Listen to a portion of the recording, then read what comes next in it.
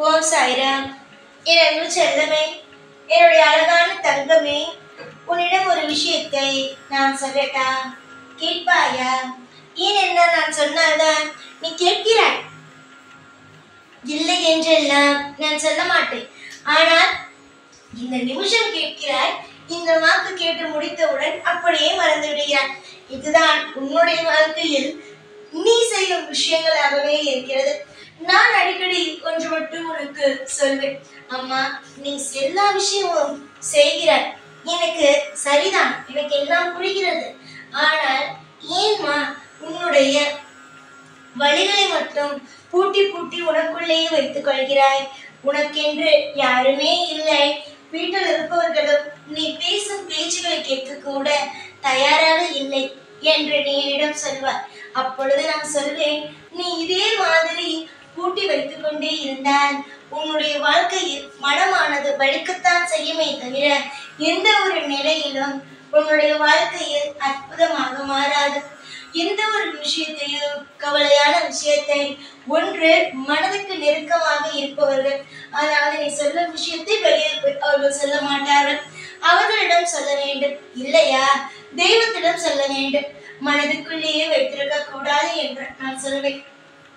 ஆனால் நான் இந்த பதிலை கேட்கும் பொழுது, அப்படியா சாயி, சரி சாயி, சரி சாயி என்பார். அடுத்த நிமிஷம் மனதுக்குள்ளேயே பூட்டி வைத்து உன்னுடைய நெஞ்சம் வலிக்க ஆரம்பிக்கும். அதே மாதிரி தலைவலிக்கும். அதே நேரம் உன்னுடைய மனமும் உடைந்து போகும். இதெல்லாம் எதற்கம்மா? தேவையே இல்லாத விஷயங்கள் தானே இதெல்லாம். தேவையுள்ள விஷயங்கள் என்னென்ன? முதலில் அதை சொல்வார்களா? தேவையுள்ள விஷயங்கள் தெய்வத்தை வழிபடுவது, மனதில் நிம்மதியை கொள்வது, எந்த ஒரு நிமிஷமாக இருந்தாலும் தைரியமாக இருப்பது, யாருக்கும் எப்பொழுதும் அஞ்சாமல் இருப்பது, எல்லா காலகட்டங்களும் உனக்கு தேவைப்படும் ஒவ்வொன்றையும் நீயாகவே பெறுவது, இதெல்லாம் தேவையான ஒன்று. இது நான் சொன்னது சில விஷயங்கள். தேவையே இல்லாத விஷயங்கள் என்னென்ன? பயப்படுவது, கண்ணீர் சிந்துவது, நமக்கென்று யாருமே இல்லை என்று நினைப்பது, மனதில் எப்பொழுதும் வலிகளை சுமந்து கொண்டே இருப்பது, இதெல்லாம் தேவையா? தேவையே இல்லை. ஒவ்வொரு நிமிஷமும் உனக்காக ஒவ்வொரு விஷயத்தையும் செய்து கொடுக்கவும், நீ எவ்வளவுதான் புலம்பினாலும் உன்னுடைய வாழ்க்கையில் ஒவ்வொரு காலகட்டத்தையும் அற்புதமாக செய்து கொடுப்பதும் என்னுடைய கையில் உள்ளது.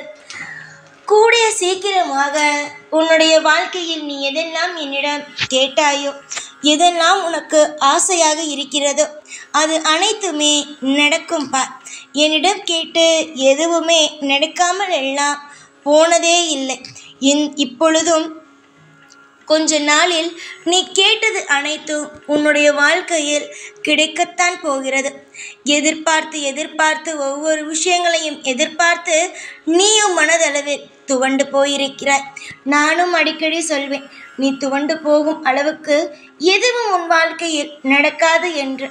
ஆனால் உன்னுடைய மனமோ எதையுமே ஏற்றுக்கொள்வது இல்லை. காலமானது உன்னை சோதிக்கிறது என்று நினைக்கிறாய். ஆனால் கட்டாயமாக நான் ஒன்றே ஒன்று சொல்வேன், காலமானது உன்னை சோதிக்காது. ஏனென்றால் உன்னுடைய முன்னும் பின்னும் நான் இருக்கிறேன். உன்னுடைய வாழ்க்கையை காலங்களானது சோதிக்க வேண்டும் என்று நினைத்தால் கூட நான் உன்னுடைய வாழ்க்கையை காப்பாற்றுவேன். இக்கட்டான சூழ்நிலையில் இருக்கும் பொழுது கூட உன்னை நான் தவிக்கவோ கண் கலங்கவோ ஒரு நாளும் விடமாட்டேன். யார் என்ன சொன்னாலும் சரி, சாயா அவர் உதவி செய்வார் என்று நம்புகிறாயா என்று கேட்டால் கூட தைரியமாக நீ சொல்லலாம், சாய் எனக்காக உதவி செய்வார் என்று. நான் என்னுடைய பிள்ளைகளுக்கு உதவி செய்பவன், நண்பனுக்கு நண்பனாகவும் எல்லா விஷயத்திலேயும் உதவி செய்யும் அப்பாவாகவும் அம்மாவாகவும் உறவாகவும் எல்லா தெய்வமாகவும் இருந்து என்னுடைய பிள்ளைக்கு நான் ஒவ்வொரு விஷயத்திலேயும் உதவிகளை அள்ளி கொடுத்து கொண்டேதான் இருப்பேன். நீங்கள் அனைவரும் நினைக்கலாம், சாய் இனிமேல் நம் வாழ்க்கையில் செய்ய மாட்டார் என்று.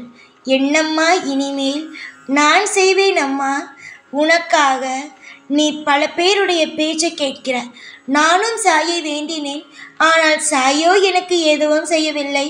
உனக்கு மட்டும் என்ன, சாய் செய்துவிடப் போகிறாரா என்று கேட்கிறார்கள். அதை பார்த்து சாய் அவர்களுக்கே ஒன்றும் செய்யவில்லையா, பூஜைகள் செய்தார்களாம். கோவிலுக்கு போய் அத்தனை விஷயத்திற்கும் பணத்தை கொடுத்தார்களாம். ஆனால் எந்த ஒரு விஷயத்திற்கும் சாயோ மனம் இறங்கவே இல்லையாம். நாமோ ஒன்றுமே செய்யவில்லை, சாய் எப்படி நமக்கு உதவி செய்வார் என்று நீ நினைப்பது தவறு. எனக்காக அள்ளி அள்ளி கொடுத்தாலும் சரி, செய்யாவிட்டாலும் சரி, எங்கு கள்ள கபடம் இல்லாமல், எந்த இடத்தில் கள்ளக்கபடம் இல்லாமல் நல்ல உள்ளங்கள் இருக்கிறதோ, எந்த இடத்தில் தூய்மையான மனம் இருக்கிறதோ, அந்த இடத்தில் நிச்சயமாக தெய்வங்களோ உதவிகளை செய்யும். எந்த ஒரு உதவிக்கும் என்னிடம் பஞ்சமில்லை. ஏனென்றால் என்னுடைய பிள்ளைகள் யாராக இருந்தாலும் சரி, நல்ல மனதோடும் தூய்மையான விஷயங்கள், தூய்மையான எண்ணத்தோடும் என்னிடம் வந்து உதவி என்ற ஒரு வார்த்தையை கேட்டார்கள் என்றால் நிச்சயமாக அவர்களுக்கு உதவி என்ற ஒரு விஷயத்தை செய்வேன். ஆனால் இங்கு இருப்பவர்கள் சிலர் என்ன தெரியுமா செய்கிறார்கள்? கெட்ட எண்ணங்களோடு வருகிறார்கள். மற்றவனை அழிக்க வேண்டும், மற்றவனை அழித்து முன்னேற வேண்டும் என்பதற்காக எனக்கு பூஜைகளை எல்லாம் செய்கிறார்கள். அப்படியெல்லாம் செய்தால் எனக்கு பிடிக்காது. எனக்கு மட்டுமல்ல, எந்த தெய்வத்திற்கோ பிடிக்கவே பிடிக்காது. நீங்கள் இப்படி செய்பவர்கள் வேண்டுமானால் தெய்வத்தை வணங்குகிறேன், தெய்வத்தை வணங்குகிறேன் என்று சொல்லிக்கொண்டே இருக்கலாம். ஆனால் என்னை பொறுத்த வரைக்கும் ஒன்றே ஒன்றுதான். நல்லது செய்தால் நல்லது, நல்ல மனதோடு இருந்தால் நல்ல விஷயங்கள், கெட்ட எண்ணத்தோடு இருந்தால் அவர்களுக்கு நிச்சயமாக கெட்டதுதான். அதில் எந்த ஒரு மாற்றமும் கிடையாது. புரிஞ்சுதா நான் என்ன சொல்ல வருகிறேன் என்பது? உனக்கு புரிந்திருக்கும். இதிலிருந்து நீ ஒன்று என்ன தெரிந்திருப்பாய்? சாய் நம்மோடு தான் இருக்கிறார். சாய் அவர்களுக்கெல்லாம் எதுவும் செய்யவில்லை. அப்படி இருந்தும் அவர்கள் எப்படி நன்றாக இருக்கிறார்கள்? போன ஜென்மத்தில் செய்த சில நல்ல விஷயங்கள் எல்லாம் இந்த நேரத்தில் நன்றாக இருக்கிறார்கள். ஆனால் அவர்களுடைய கடைசி வரைக்கும் தெய்வம் வருமா? கண்டிப்பாக தெய்வம் வராது.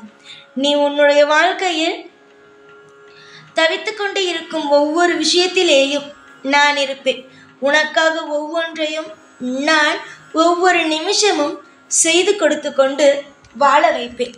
யாருக்காகவும் உன்னை ஒரு பொழுதும் உன்னுடைய தேவைகள் எல்லாமே படிப்படியாக இனிவரும் காலம் நடக்க ஆரம்பிக்கும். யார் என்ன சொன்னாலும் எதையும் நினைத்து காதில் வாங்காதே. உனக்கு என்ன தேவையோ அதை வாய் திறந்து கேளு. அப்பொழுதுதான் கிடைக்குமே தவிர நீ மனதுக்குள்ளேயே ஒவ்வொரு விஷயத்தையும் பூட்டி பூட்டி வைத்து கொண்டே இருந்தால் எதுவுமே உன்னுடைய வாழ்க்கையில் நடக்காது.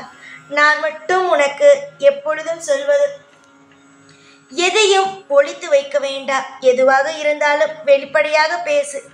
உன்னுடைய குடும்பத்திடமும் பேசு, என்னிடமும் பேசு.